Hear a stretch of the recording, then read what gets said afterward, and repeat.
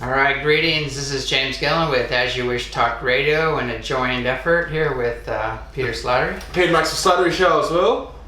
And we're doing a wrap up of the Australian trip for James, so it's a pretty special show. But there's lots we'll be going into. What do you want to start off with, James? What do you want to take? Where do you want to steer this at the moment? Just this trip has just been phenomenal. I don't even know where to start. I mean, it's just been one crazy thing after another, but in a really positive way. First coming here and meeting Brendan Murray was awesome, and he's a wisdom keeper, or it could be considered an elder with the Aboriginal people. And sharing information with him and tying it together with my information, the ancient wisdom that they have, it all dovetailed together really nicely. And there's pieces that I had shared with him, and then he was sharing pieces with me, and then it's like the Native Americans, like nobody has the whole story, but when they all come together and sit down and tell your stories, then it all comes together with the big picture. So that was one part that I'd love to. I think it really hits home too, especially you've been getting into the original people's story and all that as well with the ancient knowledge, because we hear so much about Native Americans and the South Americans and the Chinese and the Japanese and Africa and India and all that, but the last lot of information to come out now is really the original people's story. And when you see the stuff like the glyphs and you hear the stories and you experience the beings and the spirits around, it really hits home the seriousness of it, and probably how it's not that any of the information is important more than the other, because as you said, it all dovetails and correlates. But I think because it hasn't been shown before, and we're really seeing it for the first time as outsiders, even though we're here, it really hits home going, this is really serious. And it's stuff like the glyphs. We know that we've been told that the glyphs are nothing on some of the other sites that they know about now that will be revealed in future.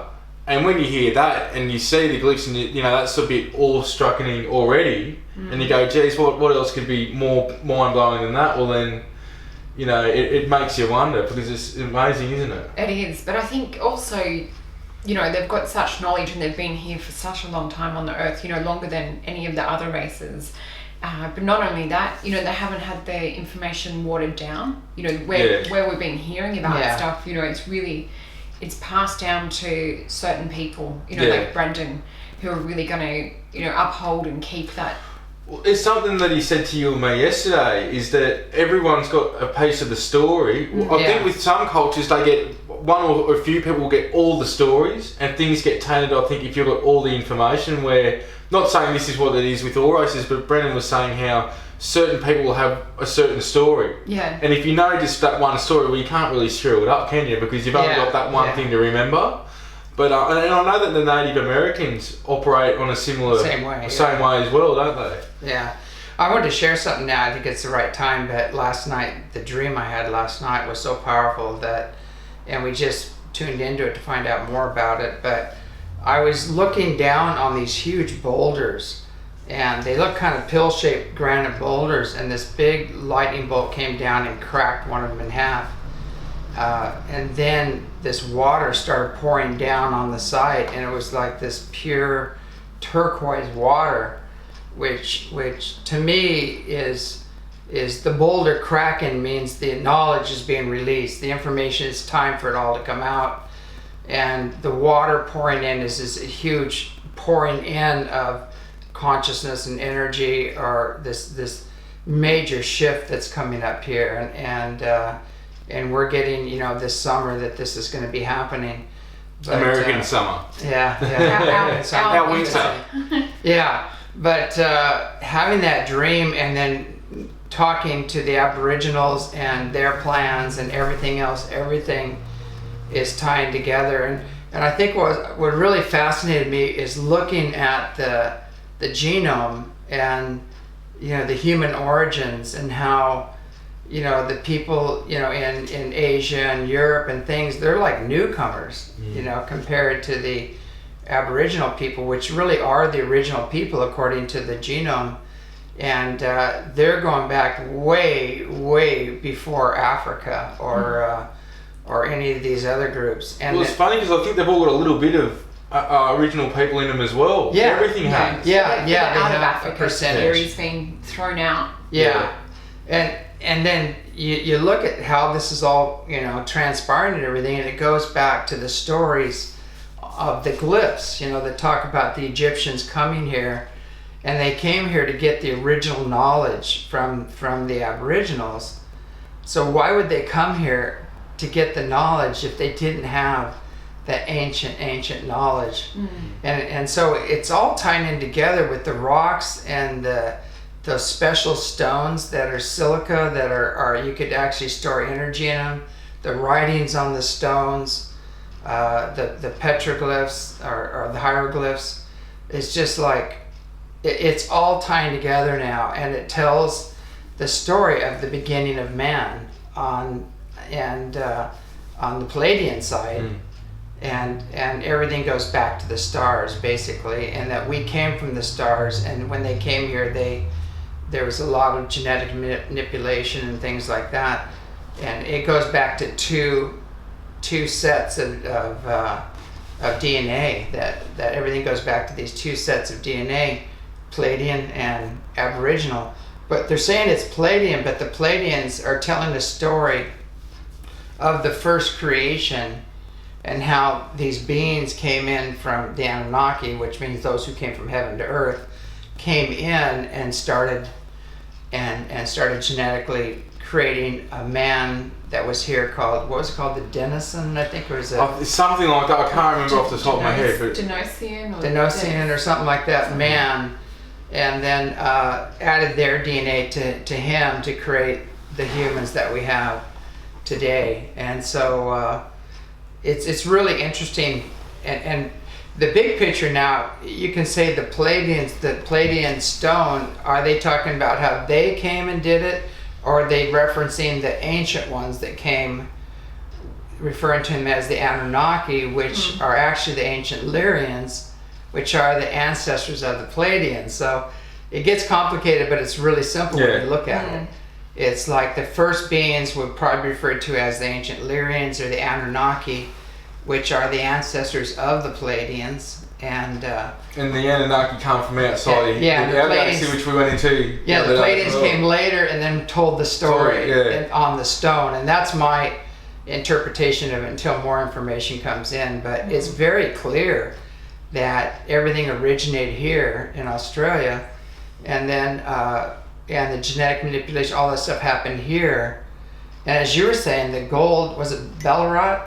Ballarat. So anybody, did you hear that noise? No, that was me. Oh, was that you? I could feel Enha as soon as you started talking about Anunnaki. I could see her and feel her standing behind us. Yeah. Like the things for people to remember here and you got to be skeptical about this, because there's a lot of crap out there, as I've been going on about lately. There's just too much crap, misinformation. But for something for the skeptics to think about, which I think is productive being skeptical, as long as you're logical, is that in Tutankhamun's tomb in Egypt, not only have they found gold in there that they've been able to tell is from Ballarat through the signature he gives off, so you can go and do research on that. It comes from Ballarat here in Victoria, a few hours above us. A country town, and it was a gold mining town. The gold mining here and stuff is so big in Australia back in the day that it surpasses what Africa's got, that we hear about. Everything goes back to Africa. It's like, nah, that's a little decoy. It's like when you go to Uluru. Uluru's beautiful, don't get me wrong, but you go to Katajuda, it's almost Uluru's a decoy. Which we felt was more like a meeting place for the star people to come down and meet with Earth's people who were in Katajuda. Definitely. But the proof also is not only is there physical evidence saying, all right, the golden Tutankhamun's tomb is from Ballarat, but also there's Aboriginal symbols for the tribe in that area in there on boomerangs, I think, from what I've been told. So you've got boomerangs in Tutankhamun's tomb with the symbol for that tribe that was in that area of Ballarat. Then you've got the friggin' gold from Ballarat in there as well. So you've got basically 3 strikes to go, this is linked back to Australia. How did they get it there? So these are things that, to me, you've got to consider when looking at the out of Australia theory compared to the out of Africa theory. And I think what the Strongs were telling me a couple of years ago was that in South America they're taught that they come from Australia. Yeah. In their education system at school. I think in Peru. Peru, yeah. So, these are things that the ancient knowledge. Which is that's not preserved. taught here. That's not taught here in Australia. Well, here's the thing that I look at. Basically, the gold came from Ballarat. So and that's been scientifically verified. Yeah. So obviously there was some kind of a pharaoh connection. The writing on the wall tells a story of the pharaohs coming here, the two pharaohs, and you know that story that Peter told me about that story about two pharaohs coming here, and they came to steal the knowledge. Yeah, I the think ancient knowledge. Yeah. And rocks have this ancient knowledge written into them, and it's actually programmed into the rock. So I guess the elders said, no, you can't take this knowledge with you. They tried to take it with them, and one got killed. Well, I think they were told you can take it, but you're not going to get, like, they didn't do anything. They said, look, you can try and take it, but you're not going to get it, like, spirit or whatever won't allow it. Yeah. And so they were warned, and I think, correct me if I'm wrong, because I've got so much in my head that I've tried to remember things best, but one of the two brothers, which they were both pharaohs from my understanding, one was bit by a snake and died, which is the tomb that I found when I was there. I didn't find it, but I found it without being told where I was at the glyphs. So I climbed through a thing and then ended up asking Evan if that was it. He said, yeah, you found the tomb. The other brother got on the ship, so he got just off land with the rock, but then the ship got wrecked. Like, there was a shipwreck, and I think he died out in the ocean from what the story goes, from what I remember. So that's... And again, you've got to look at, like you said to me, James, was you've got to look at this is a story being told. This is not like it was told after the events happened, not at the time. So, these are things to take into consideration. Well, it's in stone. It's written in stone right there, this story about the pharaohs being here. And then you have the gold going from Ballarat to Egypt being found there. And then above that, on the other wall, or behind it, you've got the Palladian story. With the genetic manipulation. With the beginning, the genetic manipulation and everything else is and it's all carved in stone. It's been dated. It's very ancient. We've got to say too, we've just got to say this so I remember that the Anubis engraving is a fake one, the Strongs have said. That was carved in lighter. It's done differently. Still a good job, but it's not like anything. You go there and you can tell it's not like anything else. I didn't know if it was original or not.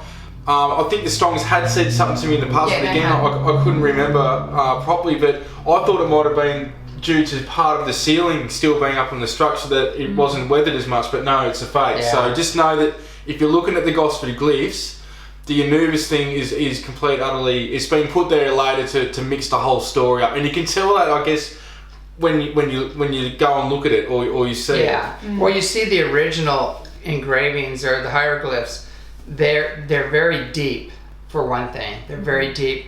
They have lichen, they've been weathered, they're very old. When you look at them, and the Anubis you can tell is new, there's nothing in it. Yeah. And it's also very shallow. It's like somebody went in with a Dremel or something and obviously they tried to do that to throw the story off, and there's been attempts. The Gosford Glyphs have been saved several times because they wanted to just bulldoze it and tear it out, and then they were going to shell it off the, that's what Stephen was saying, is that they were going to do military practices and just shell it and just blow it to bits. And there was a lot of attempts, and this is documented history between officials and the Smithsonian and other groups to destroy anything that doesn't stick with the standard story of man progressed from a chimpanzee to this, to this, to this, and anything that messes up that story. And the Smithsonian just was sued for a huge amount of money for hiding the giants and picking up all the giant skeletons and actually destroying them or stashing them away. I wrote about that in my book. They lost that. They lost that lawsuit. So obviously there was enough evidence to prove that they had been destroying information about the giants, and some of the Lyrians were actually 24 to 12 feet tall, I wrote about that in my first book because the red-haired skeletons, and they had extra teeth and everything like that, they weren't put on the shelf, but they were there behind the scenes and just sitting there. There's so many of them, and I think the story goes that the Native Americans somehow burned them in the cave or something like that. Yeah. So the stories are out there that validate it. What I remember too, James was going on about the dream he had. I think for a little bit of confirmation for you as well, do you want to talk, because you had a dream synchronicity. Both of my dreams last night were about water. One was, there was floods happening. All three of us were up at Coffs Harbour in the dream, driving down to get back to Melbourne. We got to Sydney and got stuck. All of Sydney had been flooded, and we were up on the highness of a hill. And the interesting thing was that the water was a clear colour. So when you have a dream and the water's more a clear colour, water represents emotion in one way. So the water was kind of clear. It looked like more that everything was being cleansed. It did feel like there was kind of earth changes, like possibly an earthquake, which goes back to another dream that I had, very similar theme last year. So I've noticed like the earth change dreams are coming in more frequently. I was just spinning out when James said he had a dream about water and flooding too, and you had the same. You had like a beautiful aqua blue water, in your dream too. So that's a really good sign. Yeah, good signs. Yeah, but I felt like it was definitely, kind of like a transition or a change or a cleansing that the message was in the dream. But we were all safe. We were up on a hill, which was good.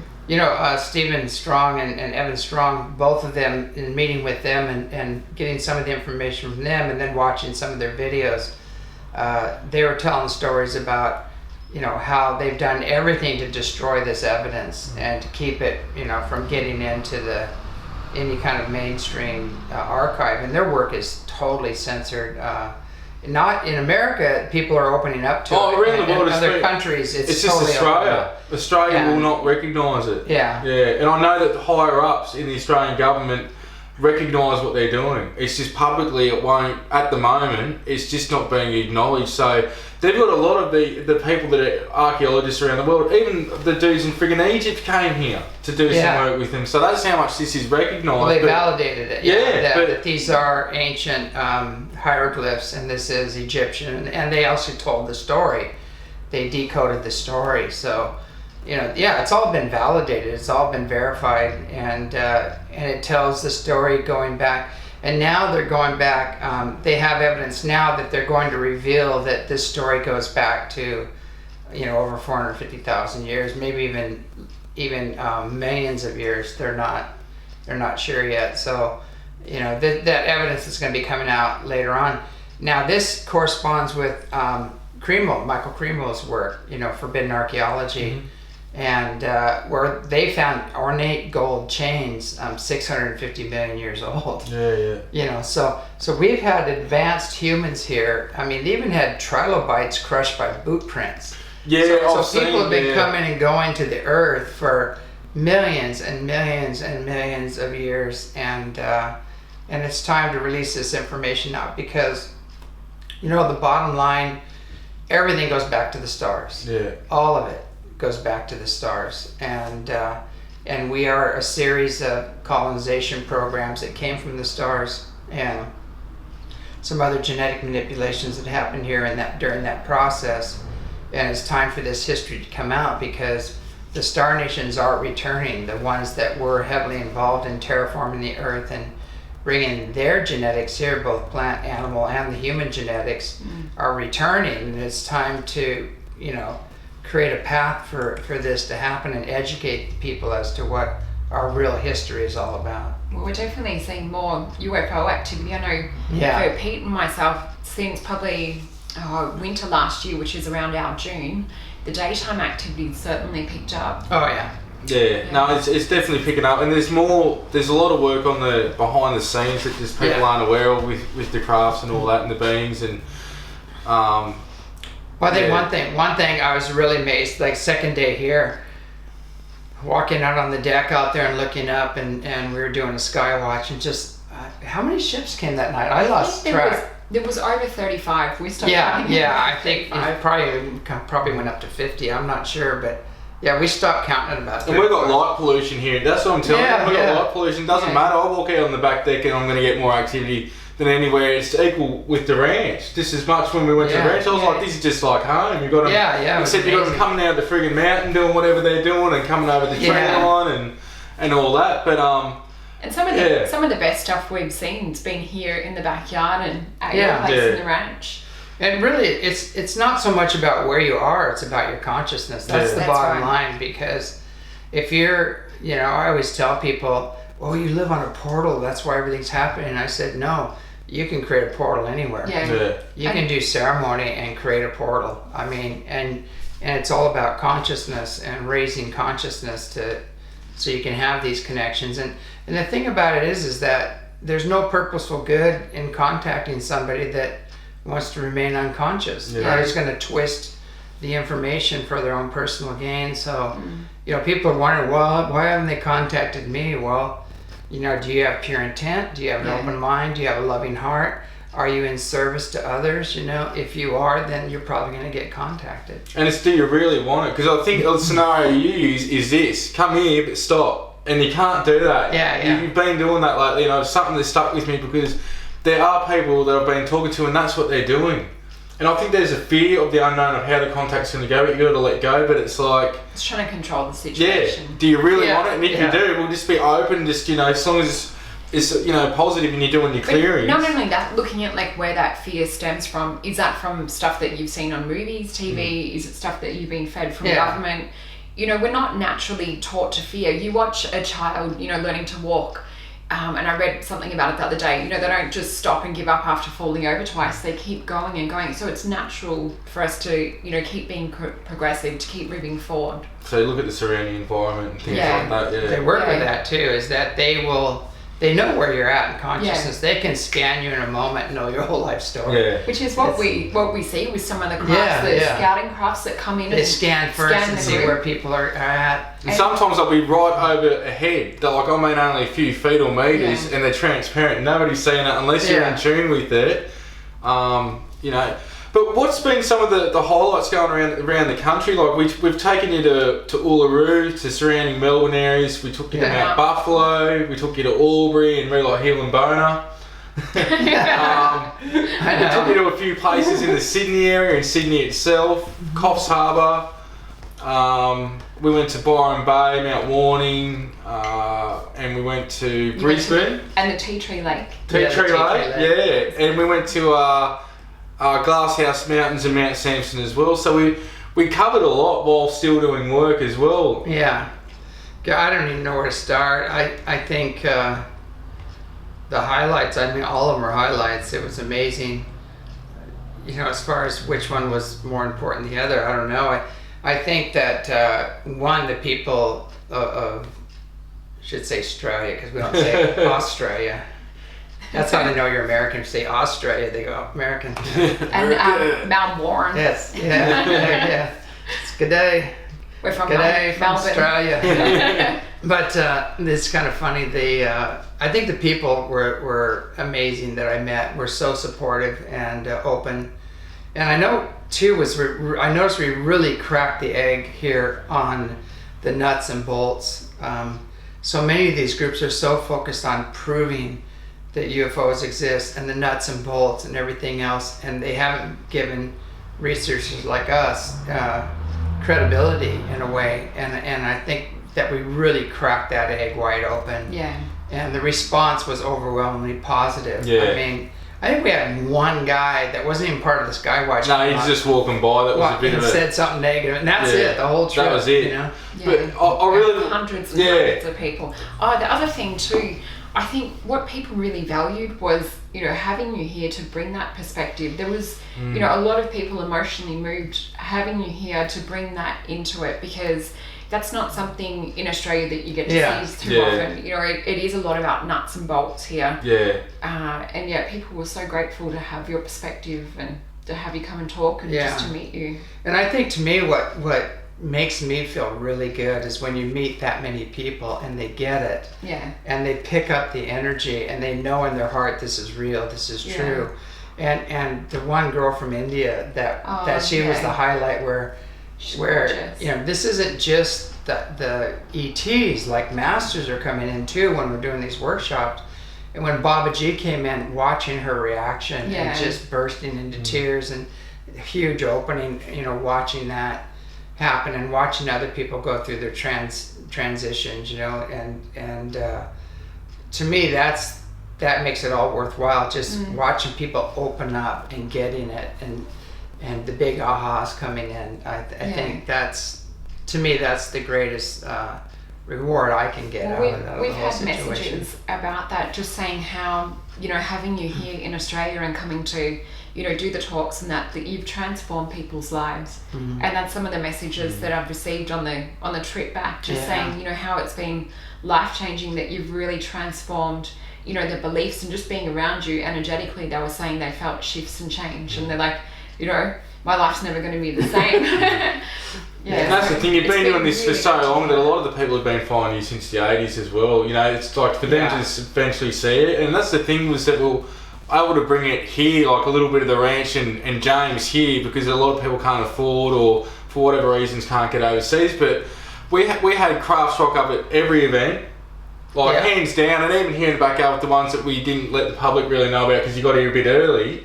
I think we actually had the most craft rock up at the here in the backyard. That's what I was saying. We've got more stuff here in the backyard. It's just a little tiny deck. But I really want to thank Del and Andrea from the Outback Gypsies. And everyone that helped, you know, Nick and Flip with the Melbourne events. And geez, where did we go from Melbourne? We went to Sydney, wasn't it? The next one, Mariana Flynn and UFO Research New South Wales. You guys did an awesome job. I think we had like 120 people at the talk there, and then I think like 40 maybe at the workshop, and then I don't know how many rocked up in the SkyWatch. 70, I think. Yeah, the SkyWatch was huge. And the then meeting's usually a lot smaller, usually by nature, from what I understand. And it's just a few people going. Different. Melissa Kennedy and David John not hosting it.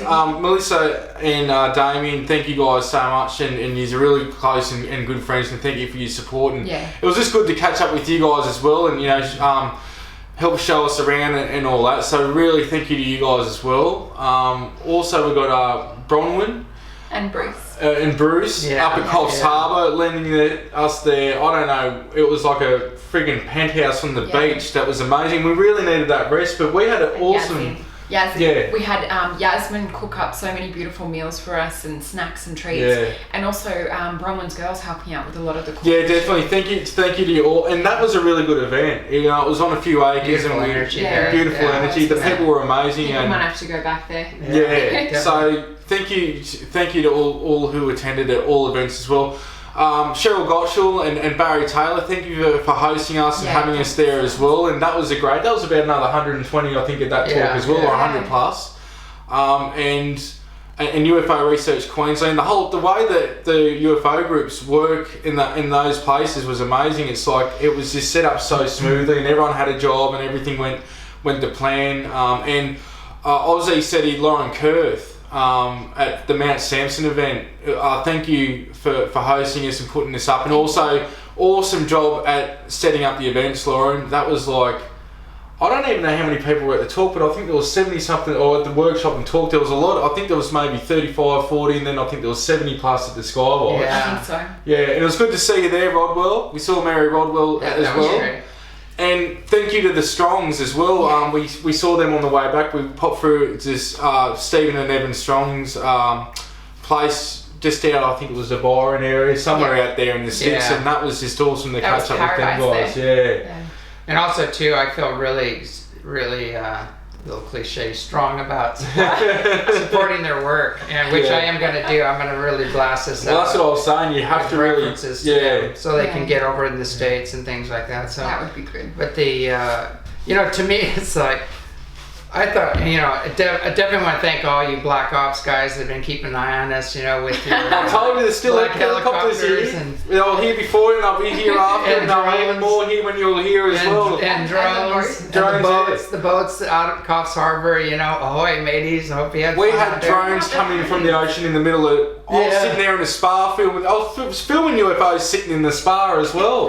But you're half hanging out. Yeah, this is something good we'll go into because we've got a little bit of time left, but we are making a documentary called ECETI Down Under, and a lot of what we're talking about, as much as I can pack into it because I'm producing it and making it from all the footage we've done, so those that maybe didn't get to see James or whatever, there's going to be a little bit of everything that we experienced in there, but a lot of what James is talking about with the drones and the black helicopters and UFO footage and and whatever else. And the helicopters at that the last event in Queensland had a camera on the front. In the middle of the country. In the middle of the country. And the helicopters circling over this. Over and over property. It's pretty hilarious. Yeah. But you know what? These guys, you know, it's like I don't have any animosity, even though they've been trying to kill me for quite some time. But you know, they have to get with the program and realize we're doing this for them and their ancestors and their kids and the other people to come. It's like we're not against anybody. We're for humanity and the earth and survival, you know, and to turn this planet around. And so, you know, they need to get with the picture and realize the people they're working for are the very people that are ensuring their demise. Yeah. And, you know, just like the SEAL teams and all these other people performed all these things for them that got killed later, I mean, that's your future. Yeah. I mean, that's what you think these guys are going to protect you and take care of you? No, they're not. When they're done with you, they discard you. That's what happens. And the thing is, everyone goes to the government or organisations like police or whatever when in times of trouble, but with what's coming, it's like you might as well be going to your next door neighbour because they're probably going to be able to help you just as much as what anyone else can. But really, you should be going within and connecting with yourself with that, because the way things are going to happen is going to be so quick and smooth that you either better be, you know, it's either ride with us or you don't. Yeah. That's not in a negative or positive way. It's you where you're at, but it's the way it's going to be. Well, the thing about goosebumps. Yeah, like I actually feel sorry for those on the wrong side of the fence when these energies come in, because they are coming in. They're unstoppable.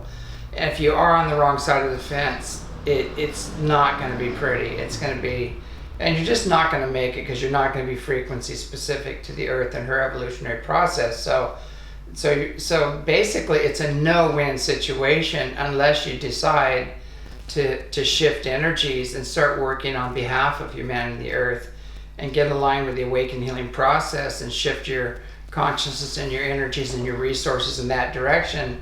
Then there's going to be a lot of forgiveness and a lot of assistance. But otherwise, the downward spiral that these people have chosen is going to end in severe tragedy, severe greed, severe loss, and even the loss of their own lives, because they're not matching the incoming frequencies. And no matter what they do with HAARP and chemtrails and everything else, they can't stop this process. And all they're doing is creating a huge amount of karma, which is going to ensure their future to end up in a very dark place, you know, with no love, no joy, no power, no wealth, zip. You know, that's what they've created for themselves. So it's time to turn that program around, because I don't care how arrogant you are and how much you think you're gods and everything else, you know, over humanity. You know, everything is God. The Creator's omnipresent in all creation. And, you know, there are universal laws you can't get away from, you know, and one's called action reaction. You know, there's all these people go, karma doesn't exist. It does exist, you know, it is real. And it's basic action reaction, and your records are kept, you know, in your soul. So despite your ego's ability to transcend and ignore all this stuff and think nothing's going to happen, your soul knows better. And your soul is going to come in and make sure that you get the lesson. So it's going to be a really hard lesson for a lot of people. But it's better to shift now, you know, change now and start moving in that direction, and, you know, make it through these times. And so, as I'm saying, I'm not against anybody. You know, this message isn't to condemn these people. It's like, hey, get on the right side of the fence now while you can, because there's not much more time to wait. You know, we can't do that anymore. Better not be going to Bohemian Grove. Yeah, exactly. I was just thinking similar. On another note, what did you think of the animals and stuff here? What were you saying? Cockatoos go for like $3,000 where you're from, so we get like $30,000 or whatever flying over at a time. But what's tripped out? I took James to Steve Irwin's Australia Zoo. Yeah. That was pretty cool. Well, one thing, just seeing whole parks full of cockatoos and things like that is hilarious, you know. Everything's a parrot here. I mean, parrots everywhere. Every kind of parrot you can think of flying around here, I think, is amazing. You know, seeing the kangaroos, you know, running around and jump. It's to me, it's really funny just watching them jump. And you're like the bird whisperer. Yeah. You do so many like bird calls and. Yeah, I was talking to birds and getting them to respond, but it was pretty funny.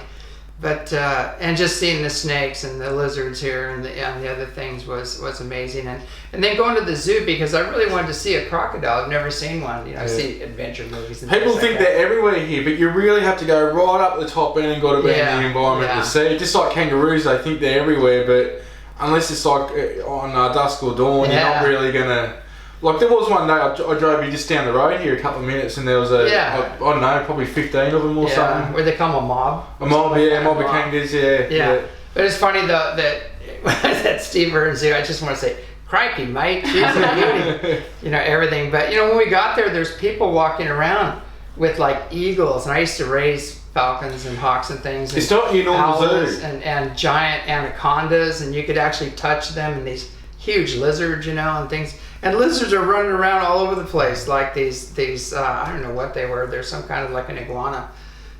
Stand up on two legs. Yeah. I think some were like frill neck type ones, but it's important to state that like I hate going to zoos. It brings me to tears when I see the spider monkey at the Melbourne one. I wanted to go there just to see this spider monkey, but when you go to the Steve Zoo, is that they're in there for a reason why they're in there. It's not like they've just got something from the wild and put it in there. There's reasons why they put it in there, whether it's crocodiles that bloody eat every other crocodile in the area and they've had to get it out of the area.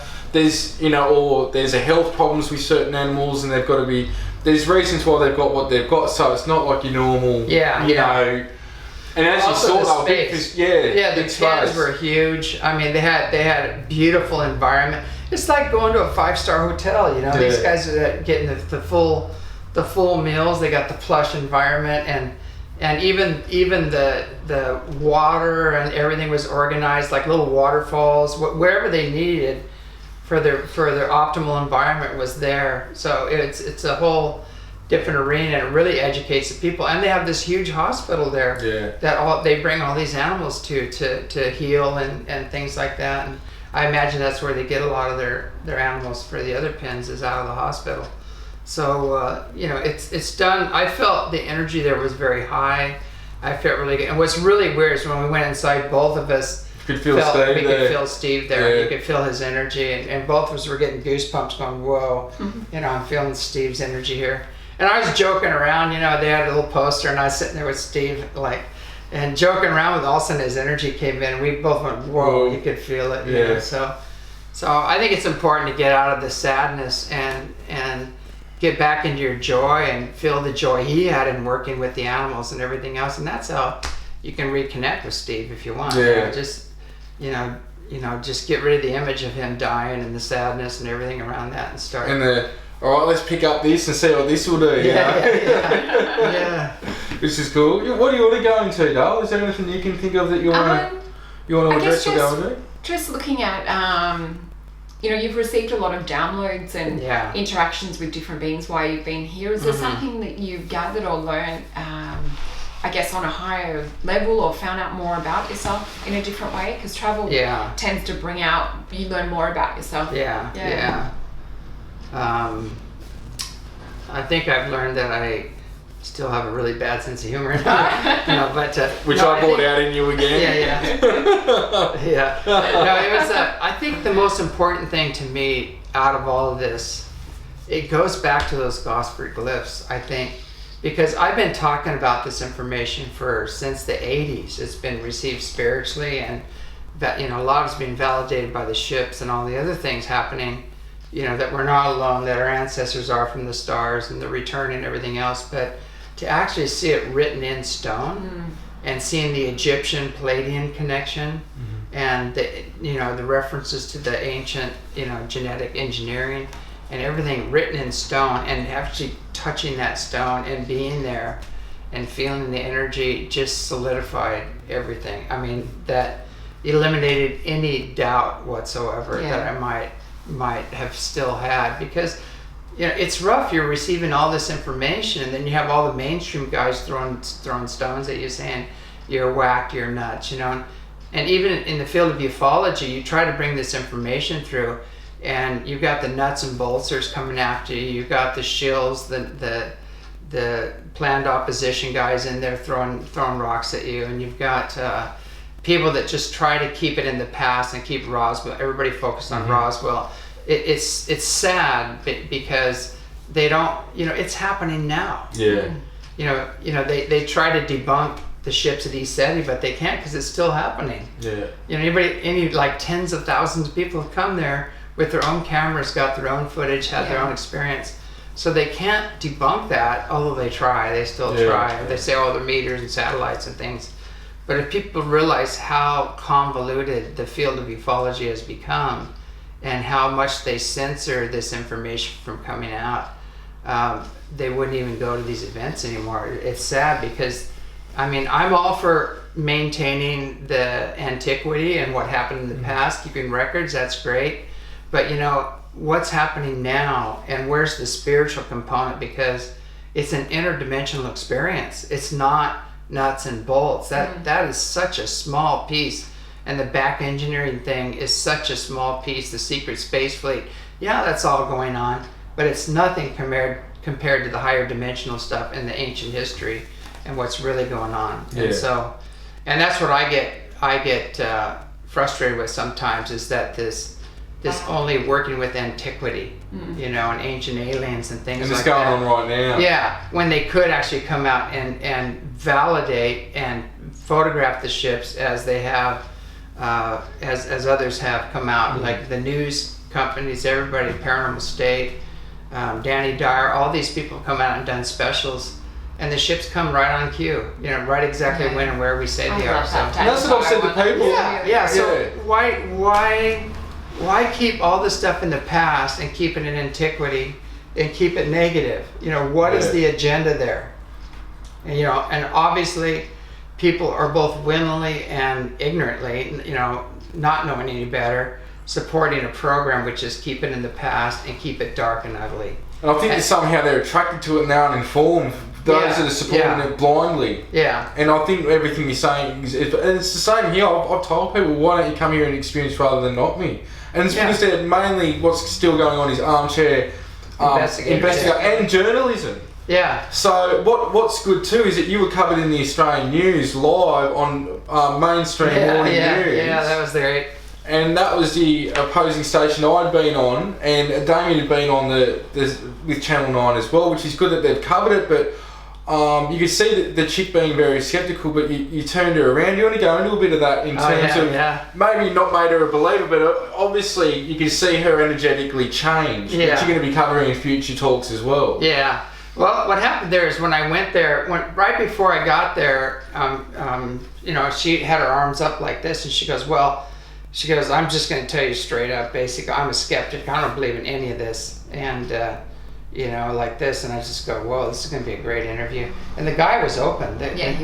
He was open to it. And he goes, well, of course there's life out there. You look at I think they're up to like 200 billion stars in the Milky Way and 500 billion galaxies, with planets revolving around them. The numbers are just astronomical. But, when I sat down, I was watching her, and she was still like this, and she even said, I'm skeptical, I don't, like this. And she said, well, how are you going to prove this to me? And I said, well, that's not my job to prove it to you. I said, you need to be open to the experience. And I told her, you actually see with your brain chooses your reality. So you have to come at it with pure intent, open mind, loving heart, and want to have the experience, and then you'll have it. But if you're closed down to it, nothing's going to happen. And then they asked me what they look like, and I said, well, they're very beautiful. They're very genetically refined. And when I said they're much like you, she really opened up. She opened up to her ego. The compliment this is how I'm getting opened her up. And when she opened up, I saw the energy just go bang, boom, come in. And then she went a total reversal. Yeah. And at the end, she actually, got a hug from her, and she was laughing, and she didn't know why, and she was just totally.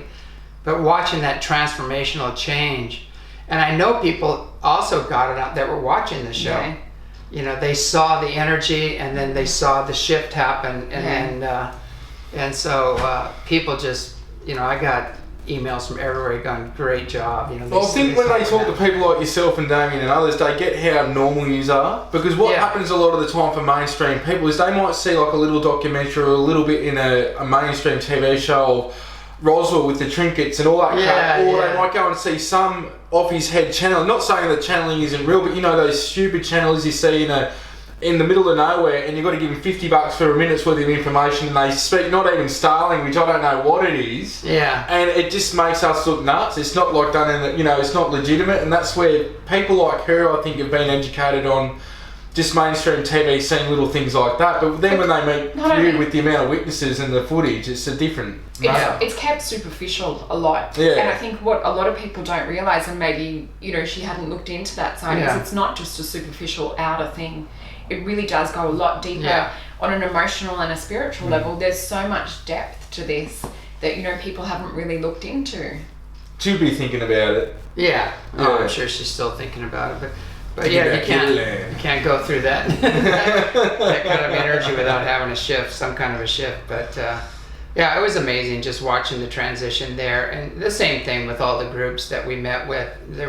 We had so much support, unseen support, that people weren't aware of till after they got involved, and then they started experiencing. You know what? People kept reporting it though, going, it's just this feeling I was getting, like being at That's it. That's the contact. It's and like they noticed it. They're like, oh, I had goosebumps, and you know, I had this happen, or I thought, you know, I felt someone come and touch me behind the head. Yeah, it's a lot of huge emotional releases and things like that during the talk. So look, one of my highlights was meeting so many people that had, you know, been following either one of us, or, you know, the shows that we've done, and, you know, whatever it was just really cool. And then to hear some people's stories, and just to know that the support's out there, because we don't see that in person a lot. Well, I know you do at the ranch a bit more than what we do, but just to go out and get amongst the people and actually see the support and things, you sort of just know that it's going on. And I know that they got more out of it than just as much as what we got out of that, seeing that support as well. Just going, you know, that sort of thing. But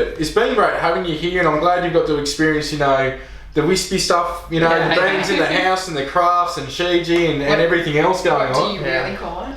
Oh, the wispy, I don't know if we can say that on BBS radio. Oh, we'll skip it this time. Yeah, we'll skip it this time because it's a joint show, but those that watch my other shows know what I'm saying. They know the but I think the most important thing to me is the physical evidence, which totally validates, and the new one to me is I was still thinking about the out of Africa and the Anunnaki and all the other stuff, which is true. It did happen there. It just goes back another step. It just goes back even further. That's what I was trying to say to people, like what Tellinger and others are doing. Exactly. I don't knock it. It's like, all right, well, we've got that nailed down now, but what before then? And when you go back to the mining and everything here and the evidence here in Australia, and there is so much friggin' gold here even now. A lot of the mines were shut, but just out of Melbourne, like Melbourne was a really big hub for people. Like even and it's sad, Beechworth. I've written about Beechworth in my book when I've done the paranormal investigations there.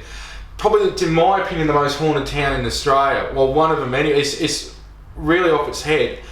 But what happened was, for example, the Chinese would do mining there, and then the white men would go and kill them or rob them at night and take the gold. So they didn't even go on the miners. A lot of the white people, they would rob the Asians or the Chinese, whoever came here, and like not just there, you've got, you know, Beechworth, Ballarat, just countless numbers of areas. So you've got this gold connection to the Anunnaki again. But that was only more recent. That was only. But that's what I mean. This is a recent thing again. People think about, you know, America and other places.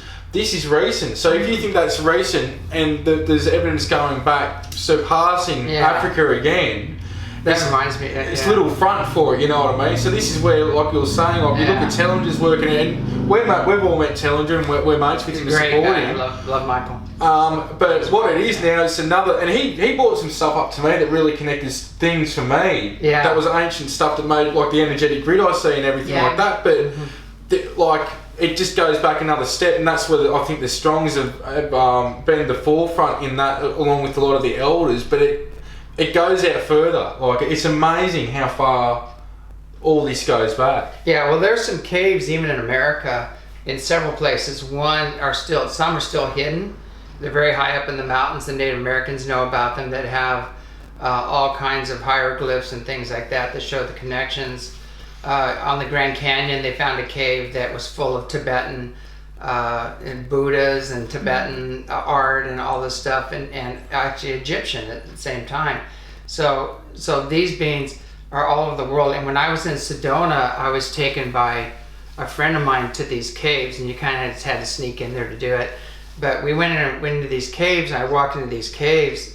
Same thing. They have giraffes and monkeys and things like that. Why do they have giraffes and monkeys and kangaroos and a boomerang on the caves in Sedona, Arizona? And these are all documented to be ancient. So our history is nothing like what we've been told. Yeah. And it goes back much further.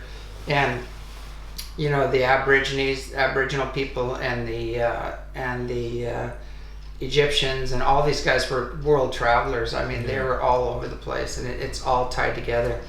And the genetics, doing the genetic experiments, showing that everything goes back to the Aboriginal people, which is very accurate. You can't deny that. You know, the Africans are newcomers compared to the Aboriginal. Yeah, no, definitely. It's just something that I think you should go and check out ForgottenOrigin.com if all this is new to you, because there is so much there that it's a lot to absorb. But even go and check out Stephen and Evan Strong interviews. I've done a few with them as well. But there's it may seem like it goes over the map when you watch them, but what they're doing is connecting the dots. And it's not in such a way where they're doing it the way they want to. It's just there's so much evidence, there is so much to cover on this topic, because there's actual sites and evidence to what a lot of their, not really claims are, but their facts are and what they've been able to obtain through research. And they didn't want to. This is the thing when you talk to the Strongs, they didn't want to go to the Pleiadian connection. They said to me, Pete, if we go there, we're going to sound freaking nuts. But they said what happened was, they weren't getting told by the elders what to do, but they said the information kept going back to the Pleiades. They said we tried to deny it and deny it and deny it, but the evidence kept going back to the Pleiades. They had to honour it. And they had to honour it and go with it. And so that's, another bit of proof in the pudding, saying, look, they didn't even want to go there, but they had to, because that's where the evidence took them. And anyone that logically looks at this, whether they're nuts and bolts or not, you're going to come to that same conclusion unless you're completely in utter denial. They've also just recently been filmed by Ancient Aliens, so that will be coming out soon too. Which is about time, because really, this should have way more stuff done on the Australian aspect than equally on par with the rest of the sites that are being covered, but it's still asked to be I think done. also too, Peter's putting together a documentary and showing a lot of the evidence of the glyphs and our travels and how we actually had our hands on these glyphs and so that's coming up here real soon. So look for that, and I don't know how we're going to do it, but hopefully people can support Peter and his work here. We'll put some kind of a donation button or something for the documentary. I don't know how we're going to work that out. But we definitely need to get some funds together to come out and do Australia too. Because we do all this. We work. Each one of us work, but we haven't got a normal job. It's doing what you're saying now. This is our work in terms of clients and everything else. So it's not like we're making a mint. We've just got enough to get by and. Well, we just scratched the surface on what we saw. I mean, when I saw that, and there are sites that are going to be opened up here real soon that pale in comparison to the ones that we saw. And it's going to bring out more and more information, and the Aboriginal elders are ready to release this information. So, we have to be ready to cover this and get this out. And they've chosen us to be the voice, like the voice of America and the voice of Australia here with Peter. So to get this information out. So it's going to get real interesting in the days to come, and things are going to be changing very quickly. And just like that vision, there's going to be a big shift coming down the line here. Definitely. Well, we better wrap it up there, because we're getting on time now. But look, thanks for coming to Australia. We've had a ball having you stay with us. It's been just under 3 months. Can you believe it? Yeah, I can't believe it. Just under 3 months. It's gone quick. It's gone so fast. Yeah, it's been amazing. I can't wait to get back here and reconnect with everybody and get after those other sacred sites and bring on the elders and the Strongs and everybody else and cover what the latest updates are. Definitely. And we're coming to visit you soon. Yeah, we'll be talking at your 4th of July weekend conference. So anyone in the States that, go to ECETI.org for all James' stuff, and there will be on the left hand side of the page, there's an events section that will take you through to another website for ECETI events, and we've got ECETI Australia.org with SkyWatches and things going on there in sessions. But thanks for your support, James, in everything thank we're you so doing. We much. appreciate it, and it's been an absolute ball for us as well. So, All right. Time to Cool. sign off, I guess. So, Yeah. Leave it there, and all right. Good night, Cheers. mates. From Australia. Australia. Woo.